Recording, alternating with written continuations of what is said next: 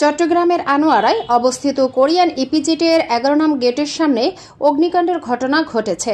সোমবার দুপুর 1টার দিকে এ ঘটনা ঘটে। এ ঘটনায় কোনো হতাহতের ঘটনা ঘটেনি। সিগারেটের আগুন থেকে এ অগ্নিকাণ্ডের সূত্রপাত বলে জানা যায়। এ ব্যাপারে ইপিজেডের সহকারী মহাব্যবস্থাপক মুশফিকুর রহমান জানান, দুপুর 1টার দিকে সিগারেটের আগুন থেকে আগুন লেগে ছড়িয়ে পড়ে। আগুন লাগার পর ফায়ার সার্ভিস এবং আমাদের টিম আগুন নিয়ন্ত্রণে আনে।